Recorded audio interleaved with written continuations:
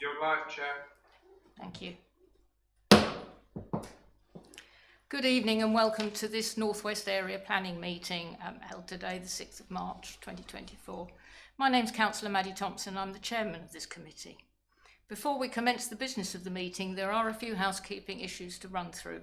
We're streaming this meeting live as well as recording, and by being present in the meeting, you're giving your consent to being recorded. When invited to speak, please turn on your microphone and speak clearly, referencing a page or paragraph number when referring to the agenda papers. Please keep your contributions as clear and concise as possible and ensure your microphones remain off when not speaking, as this is important for the live streaming to be heard clearly. Finally, can I draw your attention to the notices on the agenda papers regarding the different levels within the chamber and advise that the fire exit is the door behind this top table. Members, there is no update this evening. Item 2 is apologies for absence. Mr. Jones, please.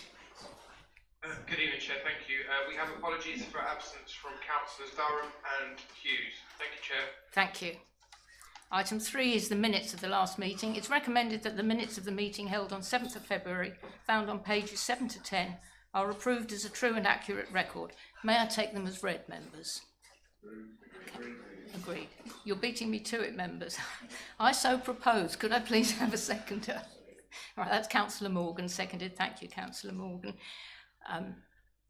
Any matters of accuracy that anyone wishes to raise?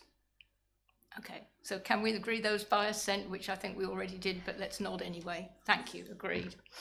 So thank you, Mr. Jones, there, agreed. Right, item 4 is the declarations of interest. I'll have to read this out, I'm afraid. To disclose the existence and nature of any disclosable pecuniary interests, other registrable interests and non-registrable interests relating to items of business on the agenda, having regard to paragraph 9 and appendix B of the Code of Conduct for members. And members are reminded that they're also required to disclose any such interests as soon as they become aware throughout the meeting. Councillor White. Thank you, Madam Chairman, and I would like to apologise for being late. I was waiting outside Councillor Whiffin's house for 5 minutes, but never mind. Right, I'd just like to say that I know the applicants for agenda item 5, not well, but it's a non-pecuniary interest, and agenda item 6, I know the applicants for that one because they're a member of the Stonemarys Parish Council. Okay, thank you. Councillor Stevens.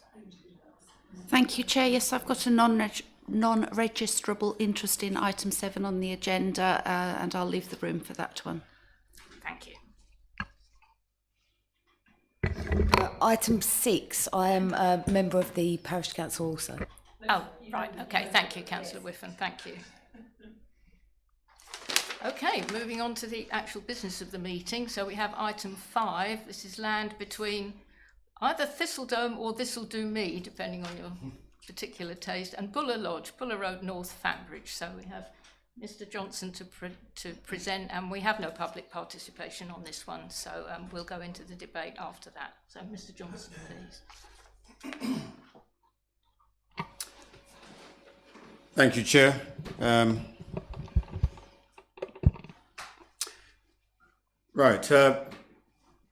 This application seeks planning permission for the erection of a 2-bedroom bungalow.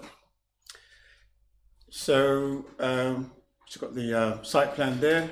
We move to the next slide. Got a site location plan, and we've got the proposed site plan. So, the site is located on the northern side of Buller Road, approximately 65 metres from the settlement boundary of North Fambridge. The site is roughly rectangular in shape and comprises of grassland and a wooded area to the rear. To the east lies Buller Lodge, and further west lies a dwelling known as Willow Barn. So, I've got some floor plans. I've got the previously approved scheme. If I just leave it there for a second. So the application follows an outline application which was allowed on appeal in May 2019, and a reserved matters appeal which was approved in June 2021. The only notable amendment to the scheme is the location of the western boundary, which we can see there. I'll just use this one, so this western boundary there, which has been reduced by approximately 3 meters and the parking layout, which has been altered to accommodate this change. So I think if we just go back to a previous slide, it will just show, actually I probably can do it from here. So the actual application site runs along this line here now, as opposed to the previous site there. That's the more or less the 3 meters. I think I can take it from here. Floor plans, bungalow. These are the proposed elevations.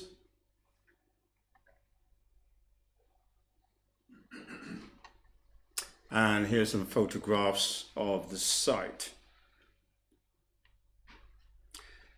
As mentioned, the site is outside of the settlement boundary of North Fambridge.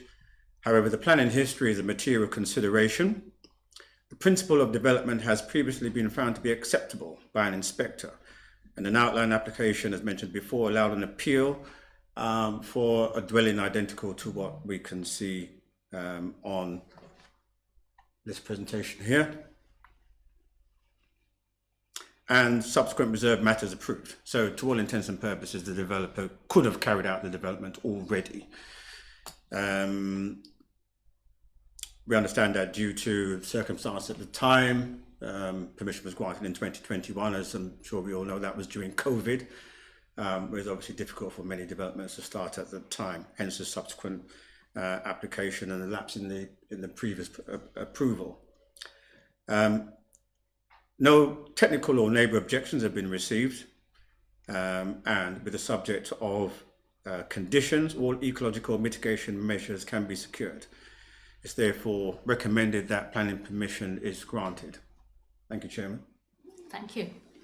As I said, no public participation. So members, if you'd like to start a discussion and if you have any questions, and then we'll take that, I hope, to a proposal. Sorry, I actually spotted Councillor Morgan first and then Councillor White. Yes, Madam Chairman, can I propose that we accept the officer's recommendation and approve the application? Is there a seconder for that? Yeah, Second? I'll second that. So- And that's what I wanted to say. So it's in my ward, so I wanted to actually bring it up as a ward member. But yeah, I'm happy with that recommendation. Right.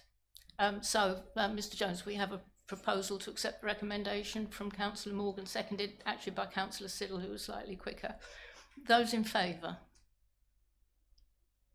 Sorry, I'll put my paw up as well, make it unanimous. Okay. Thank you very much. So all in favour, none against, no abstentions. Thank you. So item 5 is approved in line with the officer's recommendation. Thank you. So item 6 is land northeast of Honeywood Farm, Honeypot Lane, Purleigh. And that can be found on pages 29 to 42. And the presenter is Mrs. Herner, who will be presenting on Teams, if we can just get her up there. One second, I'll just load that up. Hopefully you can see the presentation. We can, thank you. I hope it's the right. No, it's not the right one. A presentation. No? Everyone. Yes. Yep, looks right to me according to my papers. Yeah. Yes. Perfect, Thank you. Right. So this is a retrospective planning application that seeks to retain 2 self-contained holiday lets. So here we have the location plan and an aerial image, and these show the location of the site and also the site in respect of its location in relation to the wider site known as Honeywood Farm, which, if you can see my cursor, is just the strip of buildings that you can see towards the south, both in the location and the aerial plan. So the wider site contains agricultural land as well as structures and buildings containing commercial and residential uses. To the south you can see a bridleway, and there is a footpath further to the north which isn't denoted on the plans. The site is located in a rural area outside of any defined settlement boundary. Whilst the site lies in close proximity to the public right-of-way network, the site itself is remote. Access to the village of St Mary's, including the Prince of Wales pub and the Three Rivers Golf Club, is via Honeypot Lane, a narrow country lane without footpaths, lighting or verges, and is subject to the national speed limit. This makes it unsafe and an unattractive option for pedestrians, particularly during periods of bad weather or darkness and late at night when the pub closes and people head back to the lets. The links to the public right-of-way network are also subject to the same constraints. Also, the closest villages of Stonemarys and Cold Norton are also smaller villages under Policy S8 of the LDP.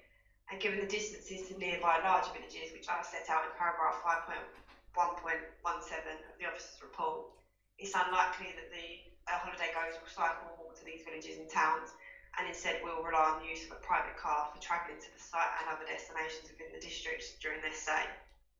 It's acknowledged that Maldon is a rural district and that opportunities for sustainable transport solutions do vary between rural and urban areas. However, the site is poorly located in respect of both larger and smaller settlements.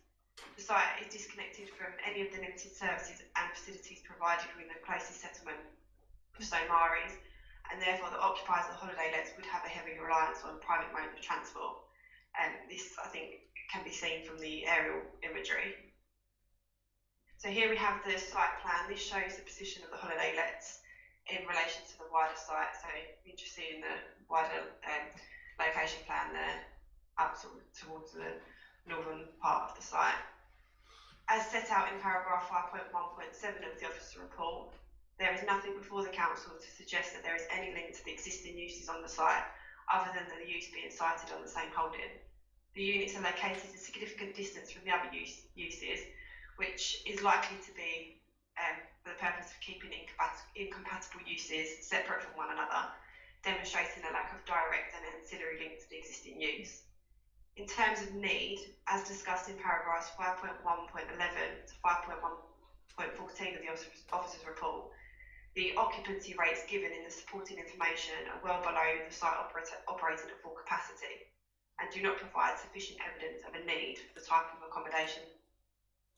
The development is also retrospective, so we don't know whether the occupants have taken the business from elsewhere rather than it being a need.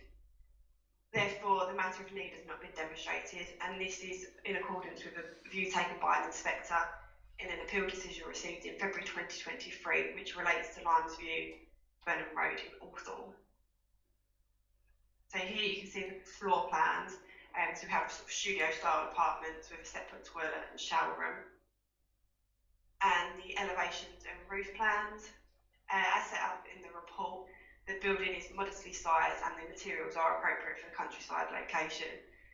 The building and its associated paraphernalia are largely screened from the wider area due to dense vegetation and the distance of the site from public vistas. Therefore, it's noted that there are some urbanising impacts, but these aren't to a degree which would warrant an objection on the basis of design and impacts on the character and appearance of the countryside. So that brings me on to the site photos. So you can see the holiday lets in the first image, and this is looking across from the access track, and then also the access track in the other photo. These photos show the footpath that leads from the parking area, which you can see where the white car's parked, right the way up to the holiday lets, which are located behind this 5-bar gate in the top right-hand image. The bridle way is accessed just where you can see that picnic bench. And this is photos taken from within the parking area itself. So cars are left here and walk along the access track to the holiday lets. And then these are photos taken from the site access and the wider employment site. The timber building that you can see is the one closest to the lets, and that has an office use. And then we have some photos taken near the access from Honeypot Lane. So the first photo is looking down towards the site, as is the top photo, and then the bottom photo is looking out towards Honeypot Lane. So in conclusion, insufficient information has been submitted to demonstrate that there is an identified need for holiday accommodation, or that there are good connections with other tourist destinations, the green infrastructure network and local services, which could be safely achieved by sustainable modes of transport. Furthermore, the development is not directly linked and ancillary to the existing use. As a result, the development is considered an unsustainable form of development. Furthermore, in the absence of a completed legal agreement, the necessary financial contributions towards the Essex Rams has not been secured, and as a result, the development would have an adverse impact on the European designated nature conservation sites. As such, the application is recommended for refusal, which would be subject to the expiry of the consultation period on the 8th of March, and that no new material considerations are received in that time. Thank you, Chair. Thank you. We do have a public speaker on this one. So that is Miss or Mrs. Foley. Would you please come forward? Who's the agent who's going to speak on behalf of the application? I'm sure you know the rules, but for everyone's benefits, you get 2 minutes from when you begin to speak. So please make yourself comfortable, and the timer will start when you do. If you'd like to use your microphone, there's a button in front of you.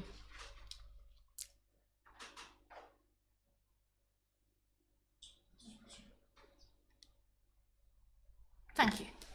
Thank you, Chair. Good evening, councillors. The applicant is a local farmer who has invested considerably in farm diversification, which have all either been approved by the council or allowed at appeal by the planning inspectorate.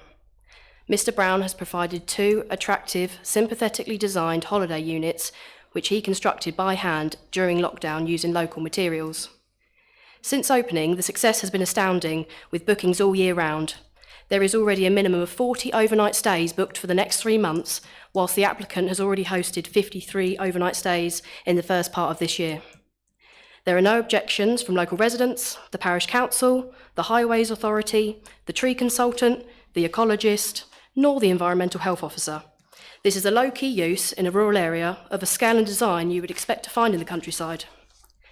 The proposal directly encourages tourism to the area. There can be no doubt that development boosts spending locally. This includes regular visitors to the Prince of Wales and the Norton public houses, as well as the site's juxtaposition to the Three Rivers Golf Club as a large, well-known events venue. The only question remains are why the council are resistant to tourism, despite promoting such activities in their adopted policies, and where the council would otherwise prefer to see such accommodation, if not upon an agricultural holding in a rural area. Thank you, Chair. Thank you. Members, I've got Miss White first. Thank you, Madam Chairman. Yeah, I have to say, I've been looking down here, and under bullet point 5.1.11, it seems to say that it's been used. We need self-catering accommodation. It's good on the economy and job creation. We then go on to 5.1.12, and it notes that during the first year of operation, which is 2022, the units were occupied for 181 days. Well, we've had holiday lets and we run tourism businesses in Edinburgh, and I can tell you 181 days a year for an off-city location is actually really, really good. You wouldn't expect to get any more than an occupancy rate of 50%. So that actually is above industry standards, so that's really good. And the GDP in Scotland is higher for tourism than it is down here. And it then says July to August, it was occupancy of 73%, which is again is typical for the summer months. So we then go to 5.1.13, and it talks about an Airbnb search, and it says there's 2 dwellings in Cold Norton available for overnight stays in a private room.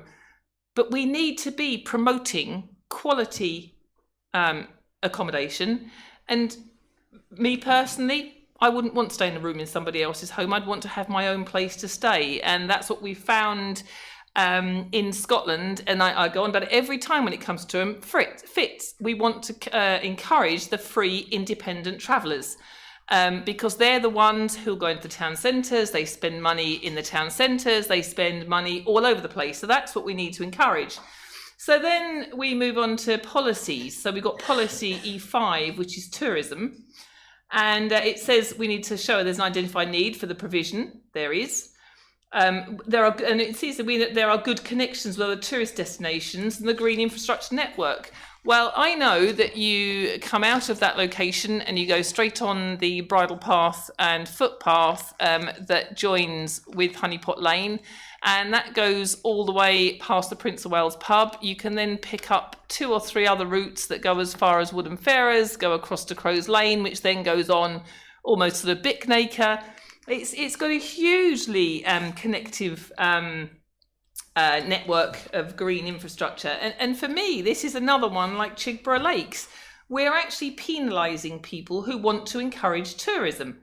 And for me, it meets all the criteria of policy E5. It meets with 4.3.8. We say tourism is an important component of the district's economy. That the visitor economy is linked to over 10% of jobs in the district. That's really high. So 1 in 10 jobs is tourism. 2.96 million visits were made to the district in this was 2007. I'm sure it's more now. And it says under 4.39, the council supports the development of the tourism industry, particularly in relation to ensuring the vitality of towns and supporting the rural economy. This is what we're doing. So it meets policy E5. Policy E4, agricultural and rural diversification. It says the council will support the development of new buildings or activities associated with agriculture and other land-based rural businesses where there's a justifiable need. 50% occupation is a justifiable need. It says under point 3, this could not be located in a town centre. You can't do a rural accommodation unit in a town centre. So for me, it's compliant with policies E4 and E5, and I'd like to suggest that, contrary to the officer's recommendation, that we support this application. So I'd like to put in that we approve this application. I don't know if I'll have a seconder. Thank you. Okay, so we have a proposal, Mr Jones, from Ms White to approve that. Can we have reasons for approval? Presumably out of your... Yes, it accords with policy E4, which is agricultural diversification, and policy E5, tourism. It meets both of those policies there. Okay, and you're happy to second that, Councillor Morgan? Okay, next to speak, please, Councillor Morgan. And then... Well, I just really want to support Councillor White's point here. I mean, I'm not for the first time in one of these meetings, I've just got a bit confused as to what the authority is trying to do here. And what's the plan? Because in one breath we say we're for rural diversification, we're for tourism, and then when what seems to be a perfectly sensible and ideal sort of opportunity it comes before us, we then want actually to get rid of it and to refuse it. I mean, there seems so many contradictions here. To say that it's not sort of intrinsic to the actual workings of the farm. Well, of course it wouldn't be. You don't want to go on and have a rural retreat, have your kids run over by tractors, or find yourself next to the slurry pit. I mean, it's obviously got to be further away to provide that level of isolation that people want. And so I've just, as I say, well, I've already seconded it, but I really do think that I cannot work out why this has been refused. Thank you. Okay, Mr Johnson. Thank you, Chair. I just wanted to make the point that what's key to these policies is justification and the relevant evidence being provided. It has been stated that officers' reasoning may seem to be inconsistent. But what's not inconsistent is that officers have stated that relevant evidence has not been demonstrated. That's quite clear in all these policies. That's set out in the reasons for refusal. And that is the reason why the report cannot be supported. On the basis that officers have assessed that the relevant information or suitable justification has not been submitted, this is why these applications cannot be supported. Thank you, Chairman. Thank you. Councillor Stevens. Thank you, Chair. Could the officers remind me, please, what happens when somebody hasn't signed a legal agreement around RAMS? So if we were to approve this, what would happen about a Ramsar contribution? And I'm sorry, but I don't understand it. If there is 50% occupancy, I don't understand why that isn't proving that there's a need or a desire for it. There's never a need for tourism, so it's got to be a desire. But I don't understand why that isn't evidence in itself. Thank you. Mr Johnson. I'll defer to Ms. Hannah. Oh, well, Yeah, that's fine. I'll come back. In terms of the RAMS, that would be within members' gifts if they were to resolve to approve the application to do it subject to the receipt of a signed Section 106 securing that RAMS payment. So if it was something that the applicant wasn't willing to do, then we wouldn't be able to approve the application on that basis. But it has been evidence in the report that that's needed. In terms of the evidence of need, this application has been submitted on the premise that it's agricultural rural diversification.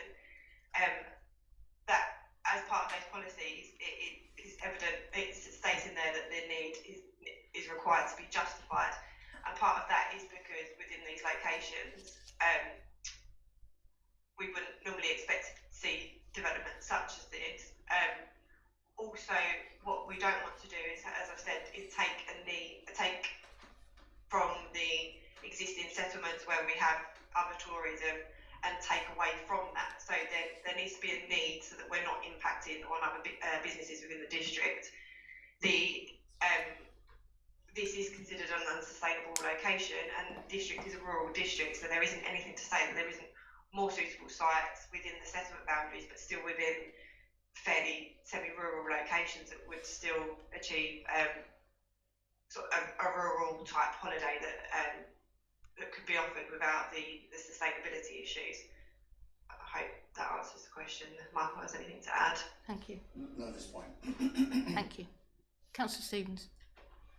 Thank you. I suppose I remain a bit unconvinced about that need. I see 50% occupancy. That sounds pretty good to me.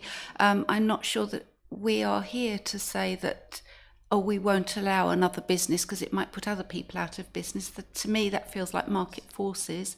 I would propose, though, if we go ahead, that we amend it to put in a condition to secure a Ramsar payment. Thank you. Thanks. Anyone? I know Councillor White wants to come back, but anyone else first? I was going to let you round up if that's all right. Yeah, I was going to say that for those reasons, it's a rural location. Of course it's rural. You know, you can't change where the farms are. They are not in town centres and they are not in the village settlement boundaries. And I'm happy to amend my original proposal that was seconded, that we approve the application subject to the RAMS payment being secured. Thank you. Yes. Anyone else? So just for clarification, if that's the way that members will be voting, the RAMs can't just be secured by a condition. There would have to be a clear commitment that there's an undertaking to sign a UU. Yes. For the UU. Yes. For the. Well, my plan was to delegate conditions to officers subject to a bunch of things I have written down. And at the same time, obviously, if there's a failure for the applicant to secure the UU, that either refusal on that basis be delegated to officers or maybe be brought back, just to make sure that that's clear as a process. I understand. Thank you for the explanation. Okay, members, are you happy to go to a vote? Oh, sorry. Sorry, Mrs. Herner, please. Sorry, just in terms of the occupancy rates, I just wanted to point out that we do have the autumnal appeal decision that did have, I think, slightly higher occupancy rates than what is being shown here. And the inspector did say that they weren't sufficient to demonstrate need, and that we don't have, in terms of the ancillary link to the existing uses within the site for the agricultural diversification. I appreciate what Councillor Morgan's saying about that you wouldn't necessarily want the holiday lets directly within the farm because of safety issues, but what you often find is that there is an offering within the site that's linked to the holiday let that gives that ancillary link. We haven't got anything, they are just a standalone use. Perhaps an activity being offered within the wider site that links into the use, but we don't have any of that. So we have an appeal decision that sets out that similar occupancy rates don't demonstrate the need, and it's contrary to those policies, and we also don't have the ancillary link. And it is also an unsustainable location. I understand, thank you. Unlike Chigborough Lakes, which did in fact have lots of ancillary activities. Okay, members, those in favour of the proposal as it was given? 1, 2, 3, 4, 5, 4. Those against? 2 against. So that proposal passes. So we will be giving approval to that application subject to presumably standard conditions, an undertaking for the RAMS agreement, and all that delegated to officers, so including a refusal in terms of the UU not being forthcoming, but otherwise to be agreed by the chairman and the ward members. Are we happy with that, members? Yes. Okay, agreed. Thank you. So, thank you. So now we move on to land north of Orchard Way, Mope Lane, Wickham Bishops. I'm just giving Councillor Stevens time to leave the chamber, as she said she would be doing. Okay, presentation by Mr. Johnson and followed by the agent, Mr. Plater.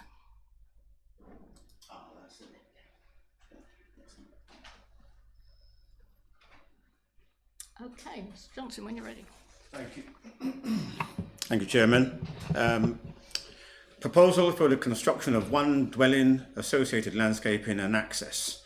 This is a resubmission of application 21-00415-4. So we've got the map here. We can see the site outlined here. So planning permission is sought for the construction of a new dwelling, utilising the changing ground levels within the site.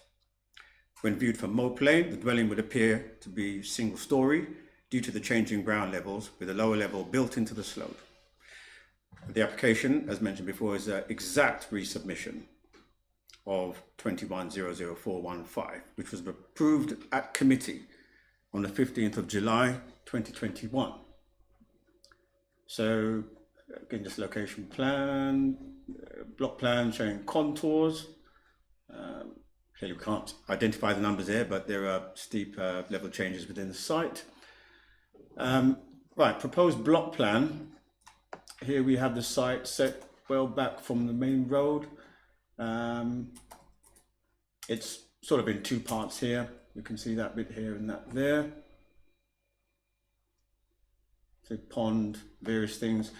And we can see you've got a quite extensive landscaping as part of the site. And obviously this was one of the sort of selling features, if you want to put it that way, of the development first time round. And obviously, you know, partly successful on that basis. Exactly the same with this application. And this is the northern elevation, just showing in its side elevational profile. Got materials, plain clay tiles, brick, powder coated aluminium windows and doors. It sort of indicates that this is this element up here. Proposed eastern elevation. Again, we can see some level changes there, significant level changes in this area here. Lower courtyard. Obviously, just point out there's, you know, we've got photovoltaics. Obviously, it's in line with environmental policies, supporting that. Proposed western elevation, green roof, etc. Very much a building in terms of its particular character. Southern elevation, again, see the voltaics there, green roof. Southern elevation, so we've got quite a 360 representation of the development. Proposed ground floor, you can see that kitchen, family room, snug hall, sort of more utilitarian side to the south here, home office. This is bedroom, shower, gym, etc. Low ground floor, sort of bedrooms, laundry over there. Again over here, summer kitchen, garden room, family store. Got the outdoor area here. And some photographs, again just showing the nature of the area. Views of existing site looking east, within the site looking south towards Orchard Way. View from within the site looking to the north towards Thornbridge. Views to the east beyond the site boundary. Just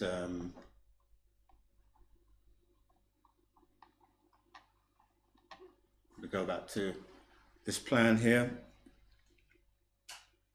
So in terms of landscaping and biodiversity, the proposal includes the replanting of the orchard, the formation of an open meadow and legacy planting. No objection is raised in relation to the impact of the development on residential amenity or the parking provision. Taking into account the council's previous decision to grant planning permission for an identical development on the site, in this regard, the principle of one dwelling has been established. Therefore, subject to appropriate conditions set out in the report, the development is considered acceptable in accordance with national and local policy. Thank you, Chairman. Thank you. So, Mr. Plater, if you'd like to come forward. Again, I know you know the rules, but Mr. Plater has 2 minutes from when he begins to speak. And can I say at this point, as we're into openness and transparency, I do know Mr. Plater as he is chairman of a parish council within my ward, but we don't know each other any more closely than that. Thank you, Mr. Plater. Chairman, councillors, the application you have before you is identical in every respect to the application that this committee unanimously approved 2.5 years ago, and is made by the same applicants.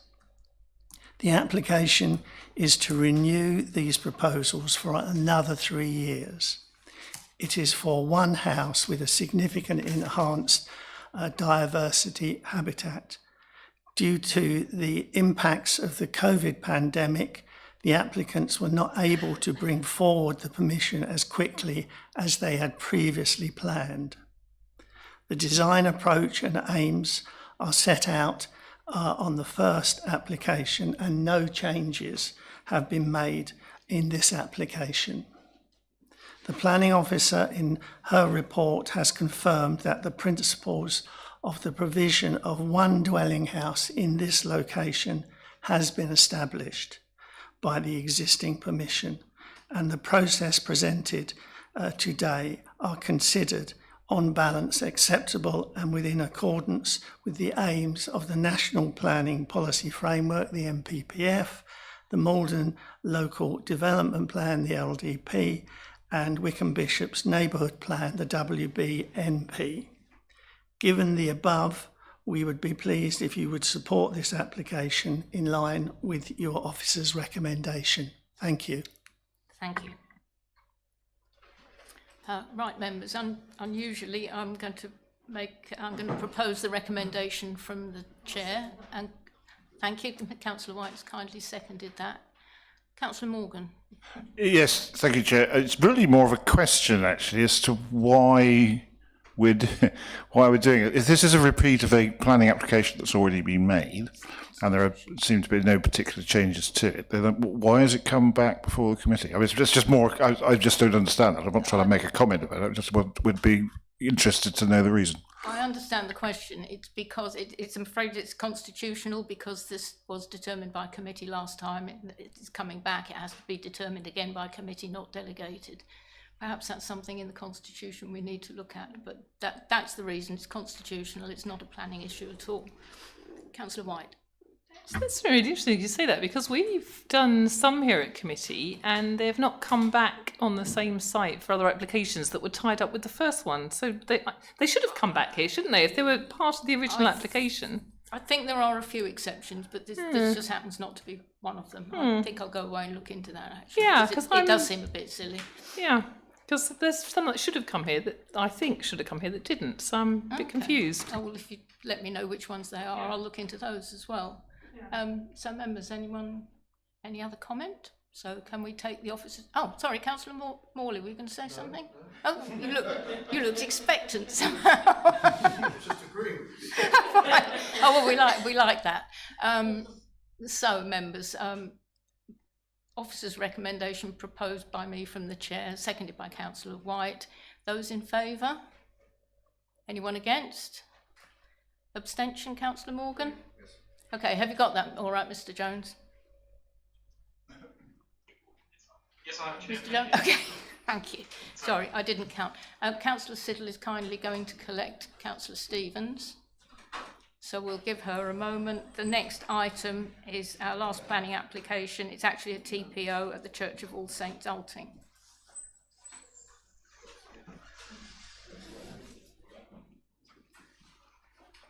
You okay? Want me to turn it? Yeah, you okay? Yeah. It's easier because you can go back to the board how you narrate things.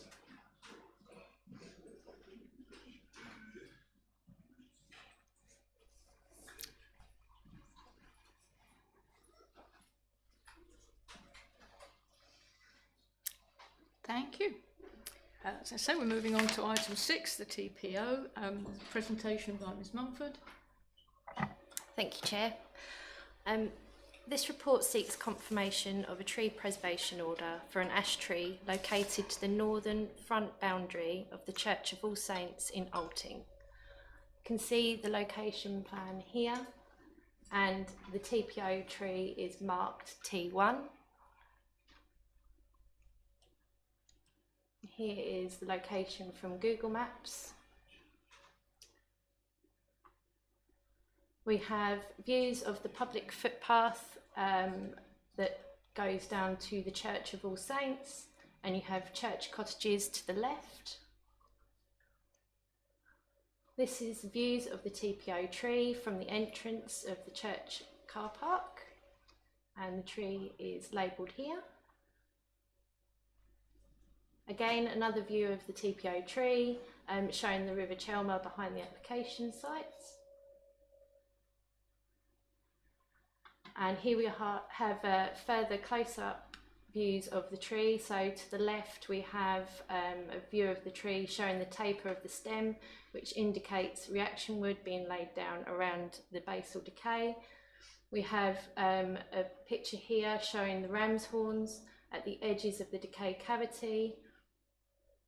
And we have a picture showing honeycomb in the upper part of the main stem and other areas that provide habitat for wildlife. The council received an application to undertake works to 2 trees within the conservation area of Ulting at the application site. Once the application was received, it was observed that the applicant had engaged Place Services as their tree specialist.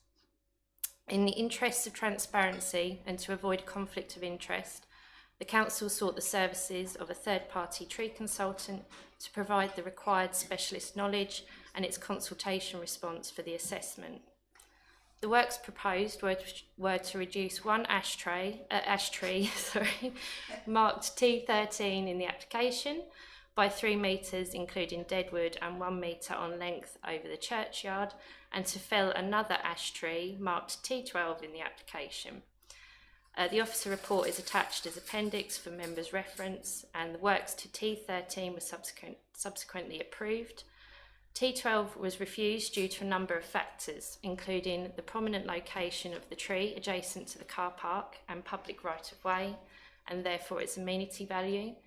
The health of the tree being in question, as although decay is present, the tree is still showing signs of growth, as you've seen from the pictures, and insufficient tests have been carried out to determine the level of decay, its potential and noted ecological value as a bat habitat, and the lack of arboricultural justification for its removal.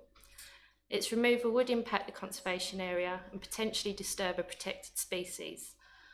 Another reason for refusal of the removal of the tree was the council cannot condition applications for works in a conservation area, and in order to ensure that an ecology assessment is carried out prior to any works, as was recommended by both Place Services and the third-party tree consultant, it was seen fit for a tempo assessment.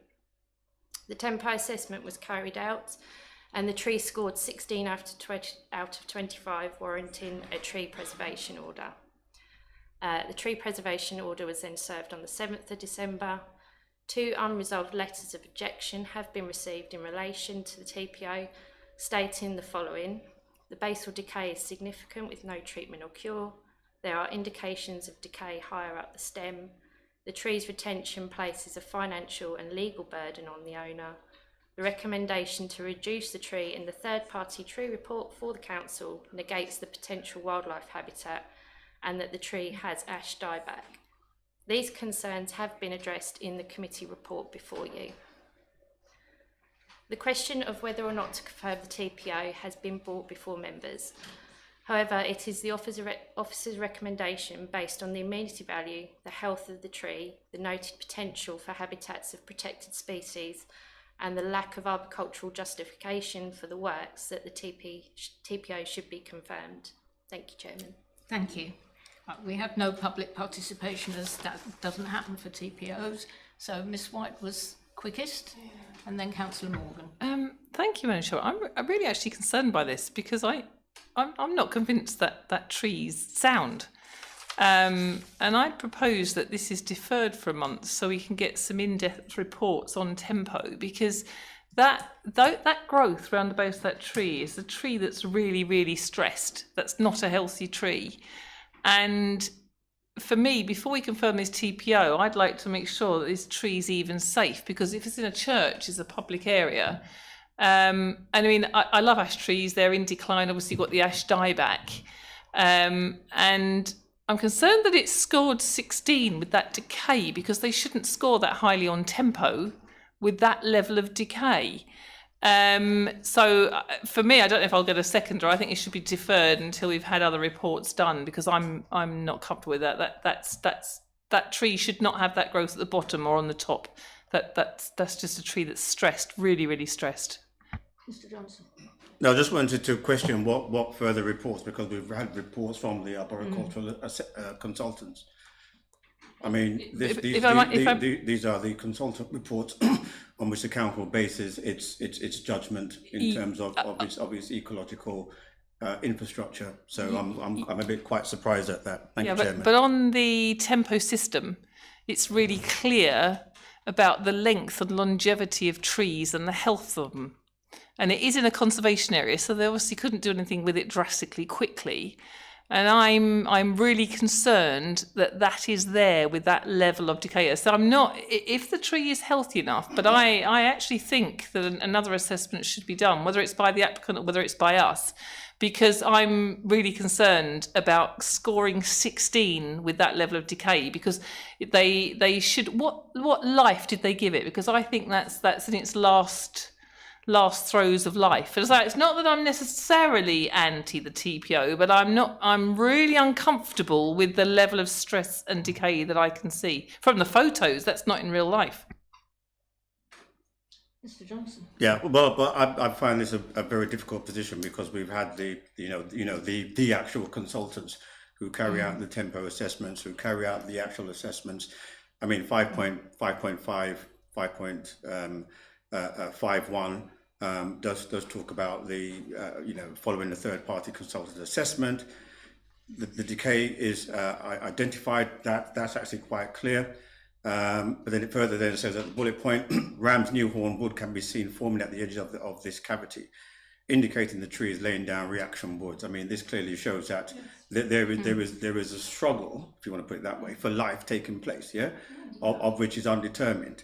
It then goes on to say that at 5.5.1, it therefore merits further investigation and tree works. Felling would therefore be premature and excessive in context of the historical, ecological and amenity value of the tree.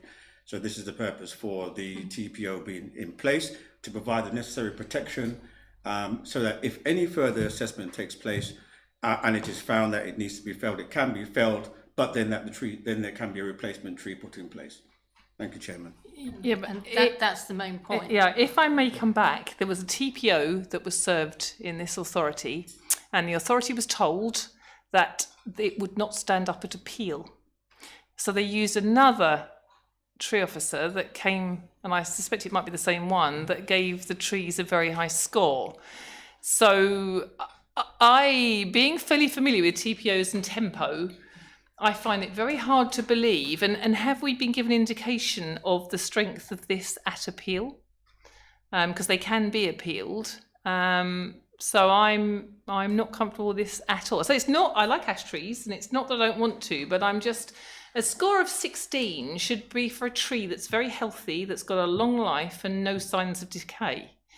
This tree's got obvious signs of decay, obvious signs of stress, serious stress. And that's why I'm not comfortable with it. I can't understand how this tree has got a score of 16. Mr Johnson. Thank you, Chairman. I mean, I would find that the position being taken to be quite a dangerous one to follow, in the sense that it would mean that any consultant can put forward a report, and effectively lay people, any one of us who are not versed in that particular field of area, can question it, and on that basis of question then form an opinion. That doesn't really carry much legal weight, if on any appeal or in any kind of defence about any decision on that basis, and I think that's quite clear.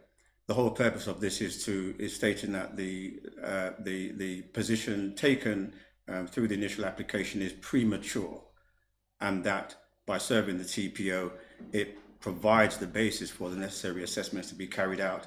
And again, in repeating myself, if the tree has to be felled, there can be the suitable replacement. I mean, and that's the long and short of the story. Thank you, Chairman. Yes, that's what I think I'd rather see. Councillor Siddle. Yeah, I fully support the officer's recommendation, and I would like to propose the officer's recommendation. The crucial thing is as Mr. Johnson just pointed out, is the fact that if we put this TPO in place, gives more time for assessment, and if it does have to be removed at some point in the future, then a replacement tree can be put there.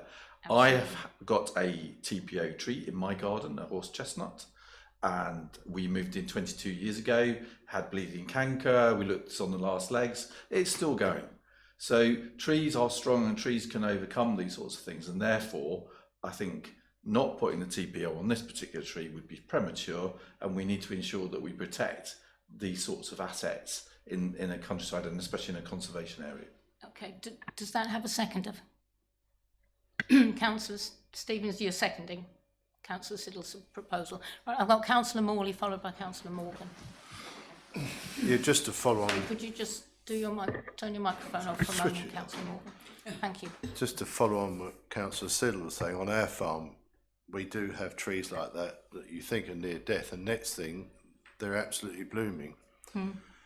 So I think providing it's kept an eye on, and it's not allowed to go crazy and too much foliage with the wind, keep an eye on it, I think, really. Yes, I mean... But they do come back. I mean, we've got trees that you think they've had it, and so I can see where Councillor Siddle's coming from. Yes, Thank I you. mean, a TPO doesn't mean it has to stay there forever. It can continue to be assessed. Permission could be given in the right circumstances to fell it, and we can insist on a replacement, which we couldn't do otherwise.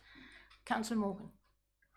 Well, I'm afraid I was going to sort of say help out Mr. Johnson in his concerns by saying that we recommend that we refuse this TPO. This is the sort of dead parrot equivalent, dead parrot equivalent. It is certainly past its usefulness, and is a matter of great concern to both the parish council and indeed the diocese. And they've obtained a number of other tree reports on it, which says it really should not. That it certainly doesn't deserve a TPO. So I very much oppose the proposal. Okay. Well, that wasn't actually a proposal. That was more of an. Well, it is now. Well, okay, but we have one on the table, Councillor Morgan. So we'll deal with that, and then we'll come to yours if we need to. So those in favour of imposing the TPO as outlined in the officer's report, as proposed by Councillor Siddle, the officer's recommendation. 1, 2, 3, 4, 5. Those against. 2 against. So we do in fact have a TPO on that tree. Thank you. So the last item is any other items of business the chairman of the committee decides are urgent, and you'll be pleased to hear there are none. So with thanks to officers, members of the public, anyone listening at home, I close the meeting at 8:25. You're not allowed to make me laugh.